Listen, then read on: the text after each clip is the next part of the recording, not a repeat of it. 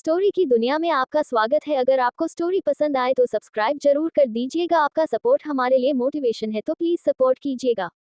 मानव का गांव जाना। ओ मॉर्निंग टाइम राठौर फैमिली का फार्म हाउस। रियांश 2 दिनों से अपने इस फार्म हाउस में था। घर वालों से झूठ बोलकर वो नहीं चाहता था कि उसकी चोट कोई देखे। वो अपने रूम में सो ही रहा था कि उसका फोन रिंग करने लगा, जिसपे उसकी नींद खुल गई और फोन पर जाना पहचाना नंबर देख उसका फेस खिल उठा। फोन उठाकर कान से लगाते हुए रियांश बोला, हाँ भाई, आप यहाँ दिल्ली वापस कब आ रहे हो? क्या आपका वहाँ का सारा काम खत्म हो गया? और मैंने सुना है आप महेश्वरी इंटरप्राइजेज से कॉर्पोरेशन करने के लिए मान गए हैं, लेकिन क्यों? उस तरफ से वेविन की चिंता भरी आवाज आई। पहले तुम मुझे ये बताओ, तुम ठीक हो ना? और तुम वहाँ 2 दिन से फार्म हाउस पर क्या कर रहे हो? मॉम डैड कितने परेशान हैं? तुझे कुछ पता भी है? तू कब जा रहा है घर, और वहाँ क्या हुआ था? मुझे हर एक बात जाननी है पूरे डिटेल में। तू कब बता रहा है? इस पर रियांश मुंह बनाते हुए बोला, भाई आपको सब कुछ तो पता है, फिर आप मुझसे क्यों पूछ रहे हो? और मुझे बुरा लग रहा है, मेरी वजह से हमारे कई लोग मारे गए। मैंने लापरवाही की और अब मुझ में इतनी हिम्मत नहीं है कि मैं डैड के सामने जाऊं। तो क्या तू इस डर से अब वहीं बैठा रहेगा? एक ना दिन डेट के सामने तुझे जाना ही पड़ेगा, और जो तूने गलती की है उसे सुधार भी सकता है, तो तू अभी उस पर भी ध्यान दे। और हाँ, वहाँ मैंने कुछ आदमियों को भेजा है, तो तू उनसे मिलकर बात कर और इसके मास्टरमाइंड कौन है पता कर। इतना कह विवेन ने कॉल कट कर दी। राठौर मेंशन। समीर अपने घर के बड़े से हॉल में बैटरी न्यूज़पेपर देख रही थी। उनकी नज़र जब न्यूज़पेपर के फ्रंट पेज पर पड़ी तो वहां अपनी कंपनी को इतनी बुरी हालत में देख उनके आगे गुस्से में लाल हो गई। जब उनको याद आया कि इस कंपनी में तो रियांश भी गया था, तो उनका गुस्सा एक पल में ही गायब हो गया और उनकी आंखों में अब कुछ परेशानी के भाव देख रहे थे। उन्होंने तुरंत ही अपना फोन उठाया और रियांश का नंबर डायल कर दिया। एक ही रिंग में रियांश ने फोन उठा लिया था। फोन के उठते समीर अपने गुस्से को काबू करते हुए बोले, रियांश आप कहाँ हैं और आप ठीक तो हैं ना? और आपने यह बात हमें क्यों नहीं बताई कि दिल्ली की सबसे बड़ा ऑफिस इतनी बुरी तरह से ब्लास्ट हो चुका है? अपने हमसे ये बात छुपाने की हिम्मत भी कैसे की? रियांश अपने डैड को शांत करने की कोशिश करते हुए बोला, डैड डोंट ती वरी, मैं ठीक हूँ और मैंने यह बात हमारे घर के मनोहर जी को आपको बताने के लिए कह दिया था। मुझे एक इम्पोर्टेंट काम था। इस पर समीर खुद को शांत कर बोले, ठीक है, आप जहां भी हैं घर आए, और हाँ, कल मानसी इंडिया वापस आ रही है तो एयरपोर्ट पर पिक भी कर लेना। अपनी बात खत्म कर तुरंत ही उन्होंने फोन कट कर दिया और वहां से उठकर जाने लगे। क्या मैं उमा राठौर आपको पागल नजर आ रही हूँ जो हमें ऐसे इग्नोर किया जा रहा है? और अभी जो रियांश से अपने कहा है उसका क्या मतलब है? और हमारा दिल्ली का ऑफिस ब्लास्ट हो गया, रियांश गायब है, ये बातें हमसे छुपाई गई। आने दो उसे, उसकी तो खैर नहीं। और अब आपका 2 दिनों तक मीठा खाना बिल्कुल बंद।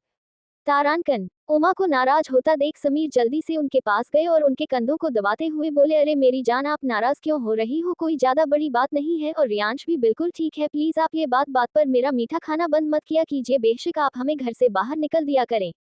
उमा बोली, अरे अरे बस कीजिए, बड़े आए, घर से बाहर निकल दिया कीजिए। मिठाई के चक्कर में घर से बाहर निकलने के लिए रेडी है? कैसे इंसान है? इस पर समीर इतराते हुए बोले, जैसा भी हूँ आपका ही हूँ, अब आप जैसे चाहें वैसे रख लीजिए, क्योंकि रखना तो आपको ही पड़ेगा। इतना कह समीर हंसाने लगे तो उमा उनके खुद से दूर कर बोली, अच्छा बाबा ठीक है। ठीक क्या है, जाने मन, एक चुम्मा तो दो, एक चुम्मा तू मुझको उधर दे दो, बदले में अब बिहार ले लो। उनको यूं झूम कर गाना गाता देख उमा उन्हें शांत करते हुए बोली, 4 जवान बच्चों के बाप हो गए हो और ऐसी हरकतें करते हुए शर्म नहीं आती आपको? उनकी ये बात सुन समीर जी उन्हें हक करते हुए बोली, कैसी शर्म, कौन सी शर्म? भला हमें क्यों शर्म आने लगी? इतनी खूबसूरत हसीन बीवी मिली है और हम थोड़ी न किसी और की बीवी को छेड़ रहे हैं, हमारी खुद की बीवी है। उन दोनों में अब भी इतना प्यार देख वहां खड़े नौकरों के चेहरों पर एक सुकून भरी मुस्कान थी। बहुत ही कम मियाँ बीवी में ऐसा प्यार देखने को मिलता है। तारांकन। केरल में एक छोटा सा गांव। मानव अपनी एक बचपन की दोस्त से मिलने आया था। वैसे तो वो बहुत ही कम किसी से मिलता जुलता है, लेकिन ये दोस्त बहुत खास थी, इसलिए वो अपने सारे काम छोड़कर उससे मिलने आया था। मानव वहां पड़े भैंसों के गोबर को अजीब तरह से देख, छी छी छी छी माही यार, तू यहाँ कैसे रह लेती है? देख न यार, यहाँ कितनी गंदगी है। एकदम चुप, तू न बस चुप रहकर मेरे पीछे चल। जब मैं यहाँ आई थी ना, तो मेरा भी पहला रिएक्शन कुछ ऐसा ही था, लेकिन अब धीरे धीरे यहाँ रह रही हूँ तो आदत हो गई। तुझे भी बस 2 दिन ही दिक्कत होगी और फिर मैं हूँ न तेरा ख्याल रखने के लिए। तू चिंता न कर माही की ये बातें सुन मानव खुद से बोला, लो मानव, तेरे ख्याल रखने को कौन कह रही है, जिसे खुद एक गिलास चाय तक बनाना नहीं आता? सोच ले यार, इस प्यार के चक्कर में तेरा क्या क्या होगा और न जाने कितने पापड़ तुझे बेलने पड़ेंगे। कुछ भी हो, लेकिन इस बार इस पागल लड़की से अपने दिल की बात कहे बिना तो मैं यहाँ से नहीं जाने वाला, फिर चाहे कुछ भी क्यों ना हो जाए। ये खुद से कहते हुए वो अचानक से रुक गया और माही तुरंत ही मानव के आगे से हट गई, और जो सामने से एक औरत ने गोबर फेंका था वो सीधा मानव के ऊपर जा गिरा। तारांकन। जिससे चिढ़कर मानव उस औरत की तरह बढ़ा तो माही ने उसे पकड़ लिया और उसे शांत करा। खुद गुस्से में बोली, दाई जी ये क्या बदतमीजी थी? अभी अगर मैं गोबर से भीड़ जाती तो उसकी बात सुन मानव उसे हैरानी से देख रहा था और वो औरत अपना हाथ भरे तारांकन का घूंघट हल्का सा ऊपर बोली, माफ करना लड़ो, वो हमरे इस घूंघट की वजह से कुछ नजर नहीं आया, और देखो तो उस हैंडसम छोरे को बेचारा कैसे शन गया। तो अब मैं जाऊं, मेरा काम हो गया। उनकी ये बात सुन माही तुरंत ही आगे बढ़ी और उन्हें धक्का दे वहां से भागा दिया, और मानव को देखने तारांकन लगी जो नैपकिन से खुद को साफ करते हुए उसे ही धुल रहा था। कैसी दोस्त है रे तू, अपने ही दोस्त का ऐसा गंदा बेस्वाद स्वागत कौन करता है यार। इस पर माही जोर जोर से हंसने लगी तो मानव उसे पीछे से धक्का दे देते हुए बोला, ये लो मेरी तरफ से। तारांकन मानव के धक्का देने से माही सीधा नीचे जमीन पर गिरी थी, जहां एक बड़ा सा गोबर का ढेर लगा था।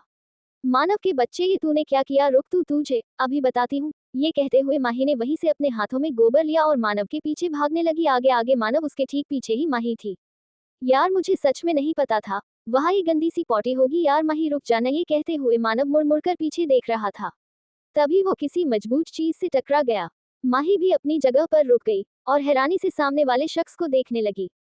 माही अपनी हैरानी को साइड में फेंक मानव की तरफ आते हुए कुछ घबराहट के साथ बोली, माफ कीजिएगा चाचा, वो ये मेरा दोस्त है, आज ही शहर से आया है, उसका ध्यान आगे नहीं था जिस वजह से वो आपसे टकरा गया। उसको इतना घबराया देख मानव उसे देखने लगा बड़े ही ध्यान से। कहे, छोरी तू हमरे घर नहीं आई, ये कहते हुए वो आदमी बड़े ही गंदे तरीके से माही को देख रहा था।